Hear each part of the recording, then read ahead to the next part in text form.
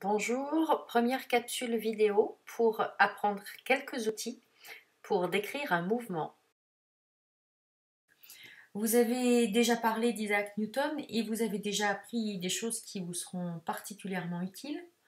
Vous avez appris à définir le système que vous allez étudier pour bien différencier les forces extérieures des forces intérieures. Les forces extérieures seront les modélisations des actions exercées par des objets extérieurs au système sur le système. Donc il est important de définir votre système et généralement vous simplifierez l'étude au centre d'inertie du système, c'est-à-dire que vous allez considérer votre système comme ponctuel, vous le représenterez comme un point, que vous nommerez M comme mobile. En général, ce centre d'inertie est le centre de gravité de l'objet, c'est le point de l'objet qui a le mouvement le plus simple.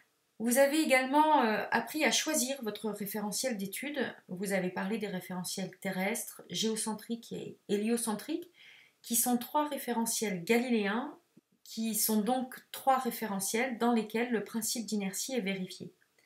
Le mouvement du système dépendant du référentiel d'étude, il est très important d'indiquer dans quel référentiel vous travaillez.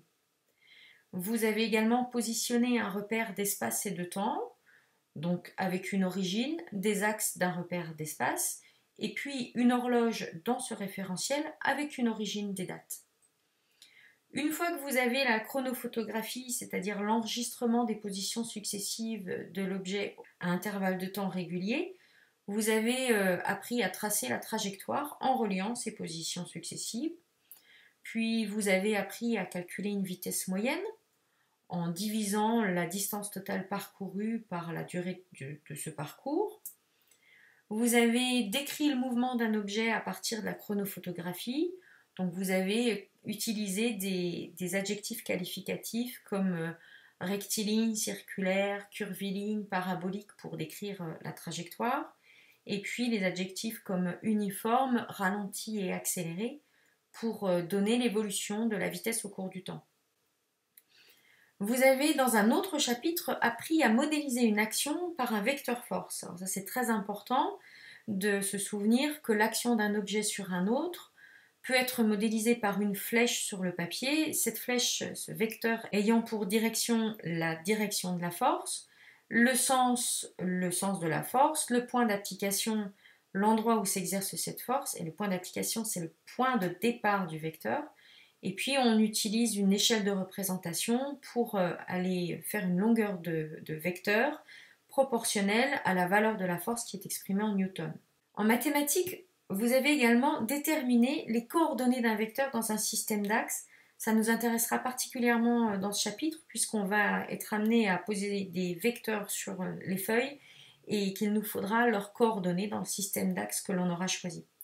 Et puis enfin, énoncer et appliquer le principe d'inertie qui est la première loi de Newton que vous avez apprise en seconde. Cette année, pour décrire les mouvements, nous allons utiliser plusieurs vecteurs et le premier vecteur qui va nous intéresser, c'est celui qui va localiser le système en chaque instant. On le nomme le vecteur position. On va le représenter par le symbole OM avec une flèche au-dessus. À droite, vous avez ici une chronophotographie d'un golfeur dans un plan OXY. Le vecteur OM relie l'origine O du repère au centre d'inertie M du système étudié. Si le mouvement n'est pas plan, alors vous aurez pour coordonnées du vecteur OM X, Y et Z. Si le mouvement est plan, vous ne garderez que X et Y. Et puis ce vecteur OM, il va varier au cours du temps, puisque le centre d'inertie du système va bouger dans notre repère. Et alors on va pouvoir noter le vecteur OM aura pour coordonnées X qui dépend du temps, Y qui dépend du temps et Z qui dépend du temps. Pour représenter maintenant la vitesse du système en chaque instant, on va utiliser le vecteur vitesse qui va être noté par le symbole V minuscule avec une flèche au-dessus, qui a pour direction la tangente à la trajectoire, comme sens celui du mouvement. Le point d'application, c'est-à-dire le point de départ du vecteur, sera le point étudié de la trajectoire du système. Et puis comme norme, la valeur de la vitesse instantanée à l'instant étudié. Alors, comment déterminer la valeur de la vitesse instantanée?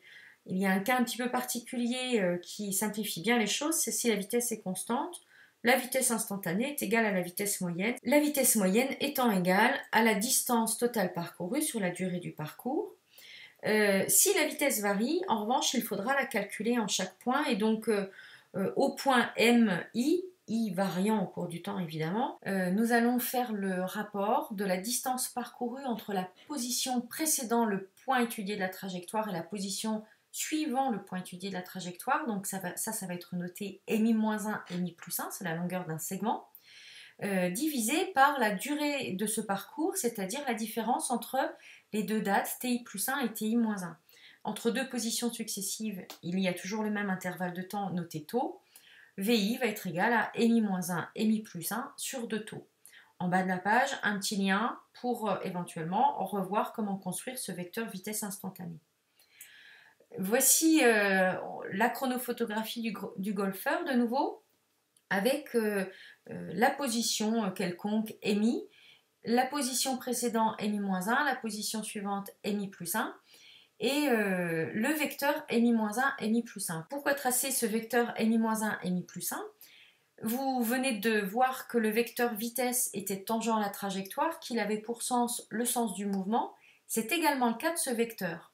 Or, comme on doit diviser la longueur de ce segment par 2 taux pour avoir la valeur de la vitesse instantanée, eh bien, pour avoir le vecteur vitesse instantanée, on peut également prendre le vecteur MI-1, MI+1, L divisé par 2 taux. Ce vecteur MI-1 et MI+1 est relié au vecteur position OM, le vecteur OM I+1 moins le vecteur OM I-1.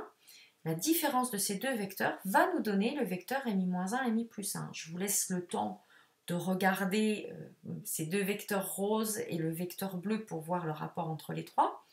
Et alors, vous voyez que le vecteur vitesse instantanée au point I va être égal à la variation du vecteur OM, noté delta OM, sur la durée de cette variation, notée delta T.